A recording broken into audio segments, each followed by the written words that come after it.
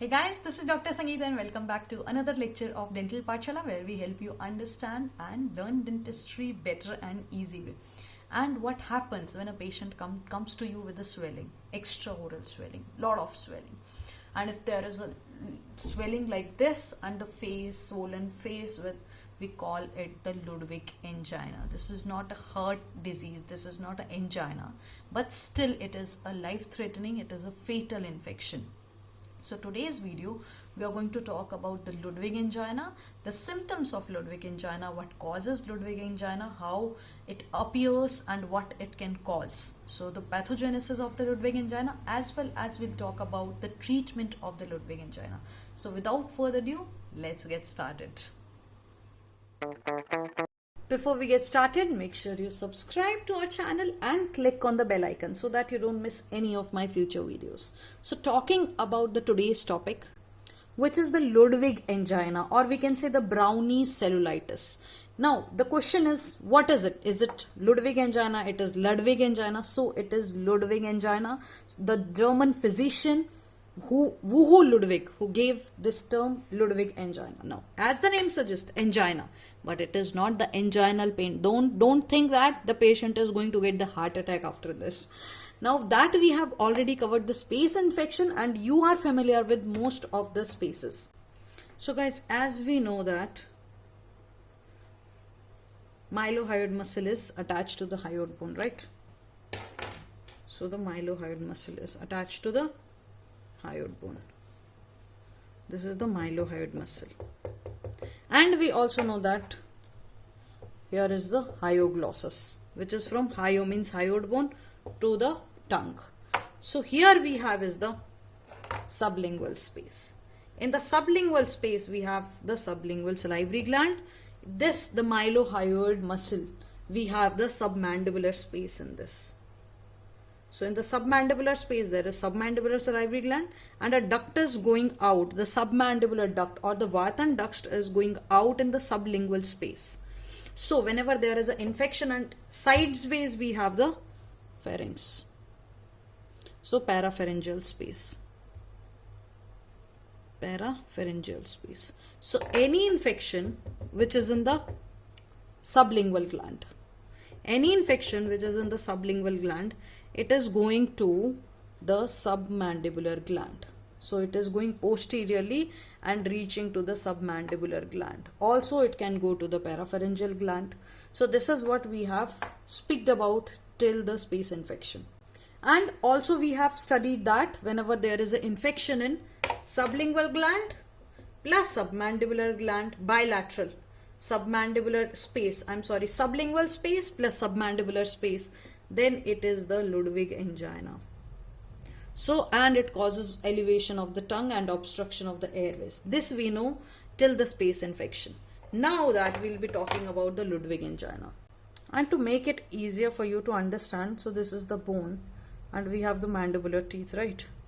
So here is the tongue. Here is the tongue.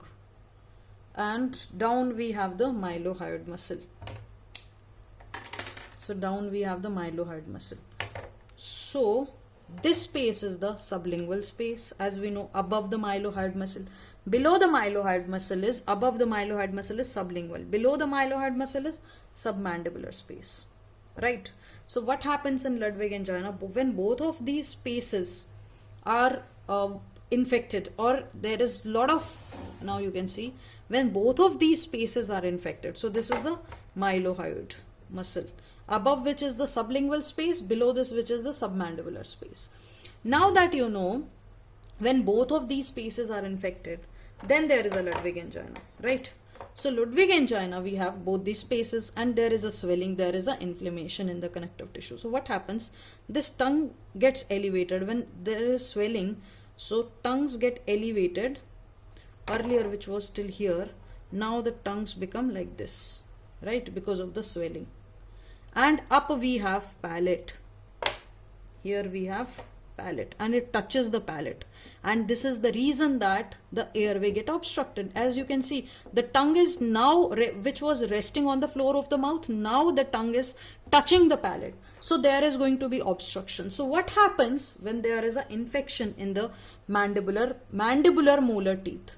So when there is an infection in the mandibular molar teeth, when the infection starts, there is going to be, if it is going via the pulp that we have covered in the endo lectures, that it is going to be anaerobic infection. Anaerobic means which is not consuming the bacteria, not consuming the oxygen. So these are basically the alpha hemolytic streptococci. So these alpha hemolytic streptococci. So these bacteria, they come. These are the bacteria, devil bacteria, okay. These are the devil bacteria which come and they start feeding on the connective tissue. So they start feeding on the connective tissue, they goes to sublingual gland, they goes to then submandibular gland, and all of these sublingual, submandibular spaces, they go to sublingual space. I don't know why I keep telling sublingual gland. So they go to the sublingual space and they go to the submandibular space. When both these spaces are infected, there is going to be the huge swelling, there is going to be the huge edema, which is going to cause the cellulitis. So itis means inflammation. As we have covered the inflammation videos in patho, so we know that inflammation, itis means inflammation. We have rubor, tumor, dollar, calor, right? And funchuliza. So there is going to be rubor, which is the redness. So redness is going to come in the perioral area, so the circumoral area. So there is going to be the swelling all around the lips. So all around the oral cavity there is going to be the redness. Also we have rubor, tumor, dollar, calor. So we have redness, swelling, we have pain, and also there is going to be the pus or the pus or also the pressure. Either there will be pressure on incision or there going to be pus discharge. So the swelling will be bilateral because there is bilateral involvement. Now if you can see, I know the diagrams are horrible and you must be scolding me for that. Now the submandibular spaces, see, because this both of the from one submandibular space there is going to get another submandibular space infected, like that, okay. When both of these submandibular spaces are infected, now what happens? There is going to be the edema, which we say the brownies. So that is the brownies edema. So this edema is basically a swelling. Don't go for the hi-fi name. So this brownie swelling it is kind of a woody edema. Woody edema means there is going to be like this, wooden hard. It will not be a fluctuant swelling. Fluctuant swelling means like this, fluctuating swelling. No, it is not a fluctuant swelling. It is like a rigid swelling which is on its own place, which is not moving. So like this, a woody swelling will be there. Woody edema will be there, which will raise the floor of the mouth. So this swelling, which is hard, which is firm, which is tender on palpation, and there is bilateral.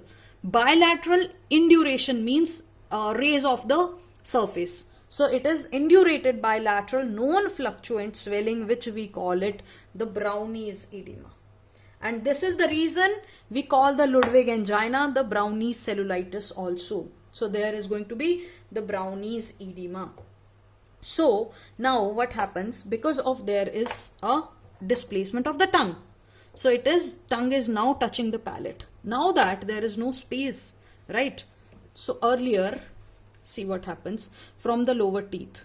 Now the tongue which was here, now because there is a swelling down, so it is putting pressure on the tongue, and now the tongue is resting, touching the palate. And when the tongue is touching the palate, then there is no space, right? Then there is going to be the displacement of the tongue, which will cause the upper airway obstruction.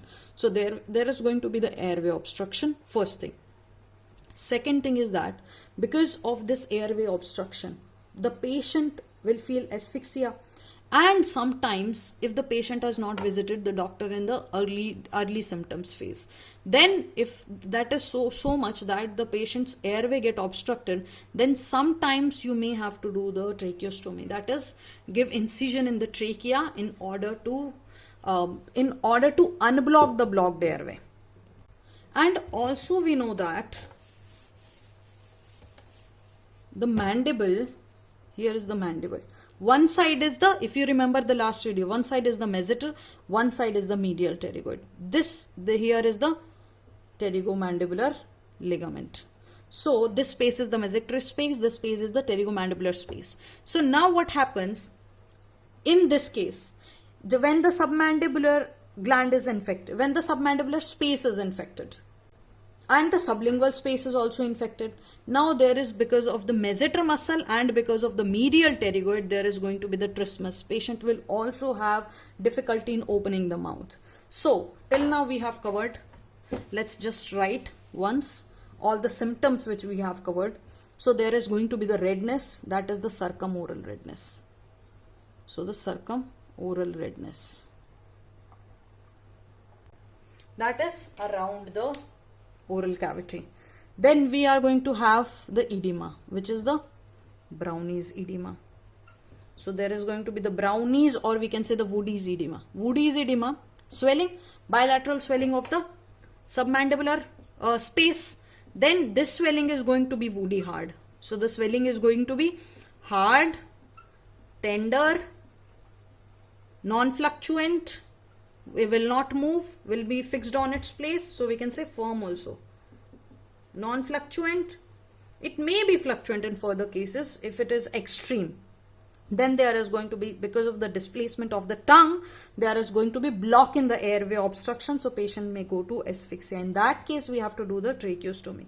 So also because of this swelling in the space, then we will also have dysphagia. Patient will also have dysphagia, that is difficulty in the swallowing. Also patient can have ordinophagia, which is pain on the swallowing.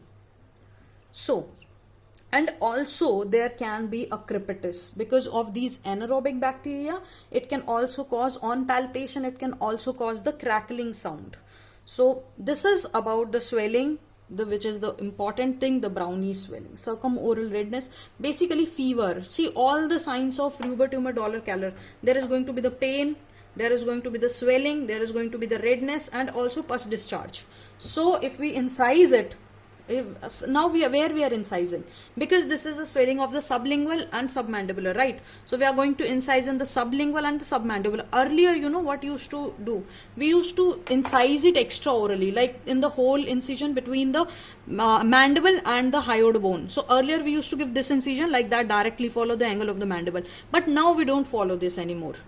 Now we are giving small incisions. So one submandibular one side, one submandibular incision one side extraorally, and one in the sublingual space. So if you want to give in the submental, then we have to go intraorally and we have to give the incision. So basically nowadays we do 3 incisions, 2 on the submandibular either side, one on the one on the sublingual space.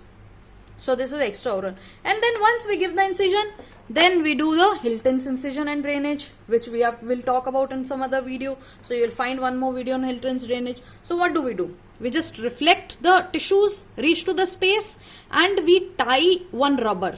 So what do? Suppose now this is the surface. Now we incise it, reflect it. This is the space. Incise it, reflect it. Like this we reflect it. Reach to the space and we tie rubber here, so that the pus is draining. So that it is open and the pus is draining, and all of the pus gets drained. So this is how we drain the infected submandibular space and sublingual space. And after that we do, see, before draining we don't do the antibiotic. After draining the abscess, then we give the antibiotic. We can give the clindamycin. Now this pen is working. I should have taken this before. Or we can give the combination of penicillin and metronidazole. So penicillin we usually give in the amoxiclave. Penicillin and metronidazole combination we give. So after that we give this antibiotic prophylaxis for 1 week to the patient. And usually, see, because this drainage is basically what is happening. There is an infection from the lymphatic spread, right? But sometimes it can go to the blood supply also. So when it reaches the blood vessels, then there may be chances of septicemia. So in that case, the patient is going to be dehydrated. So either if it is severe case, we can do the fluid administration. So from the cannula, we can give the fluid, parenteral fluid administration. Or if it is mild, then we can ask the patient to have water more. So frequent intake of water to increase the water intake, we ask. So in case of emergency condition happens, if the patient is having a difficulty airway obstruction, then we have to do the tracheostomy, of course, or we can do the cricothyroidectomy. But we have to see it first. Okay, so this is about the Ludwig angina, not the Ludwig angina. So this is about the Ludwig angina. So the main key points in the Ludwig angina is that it is coming from the molar teeth. Also, not from the second or third molar, it may come from the other source of infection. Like there can be a compound mandibular fracture, then also the infection can spread. So basically it is the spread of infection, spread of space infection of sublingual as well as the submandibular.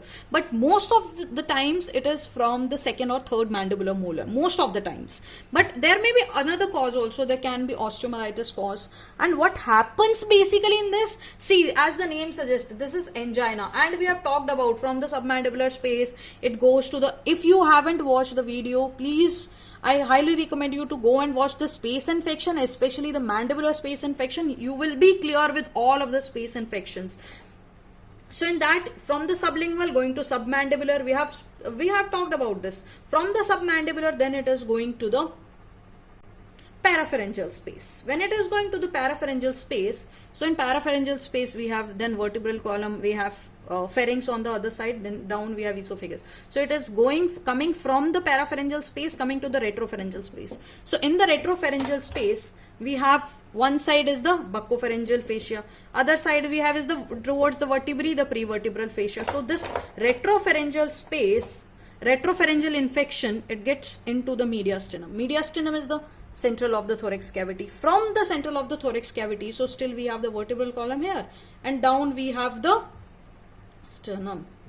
So when we have sternum, when this reaches in between the vertebra and the sternum, then here we have heart, we have pericardial vessels. So this is the reason that it can reach up to the thorax, it can reach up to the heart. So here is the name, the Ludwig angina, or we can say the Brownie cellulitis. So this is about the Ludwig angina or Brownie cellulitis. First of all, the main important is obstruction of, there is going to be obstruction of airway. Why there is going to be obstruction of the airway? Because in the mandible, we have, in the mandible, so in the mandible, below the mandible, we have sublingual space, we have submandibular space, right? So the infection from the molar, it is going to go down sublingual space, then to the submandibular space. And when this whole of thing is get infected, the patient's face becomes like this, swollen. So we have to incise it, drain it. That's it.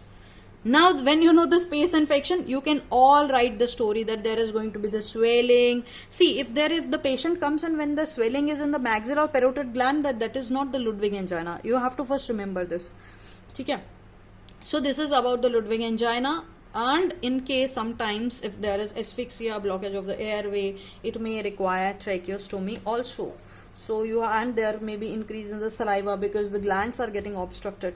So sometimes, when the patient gives a history of alcohol and smoking, it is very important that when the patient is, this is based on the clinical practice I'm talking.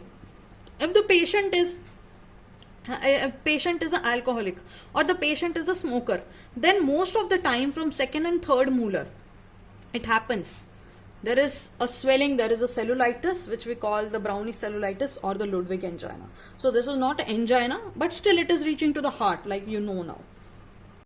You have to give just the incision, drain it, put the rubbers, side so that there is a drainage tract and all the infection can get drained. Either release the pus, if pus is not there, release the pressure, and then you give the patient antibiotic, mostly clindamycin, and or you can give the penicillin and metronidazole, because this is anaerobic, so you have to give metronidazole also along with that. So this is about the Ludwig angina. I hope that you guys are now clear with the Ludwig angina. So if you enjoy watching the video, give it a thumbs up, and you can also comment in the comment section below, and in the description below I have provided you the link to support me. Now you can support me on the Paytm or you can support me on the PayPal. Thank you for that.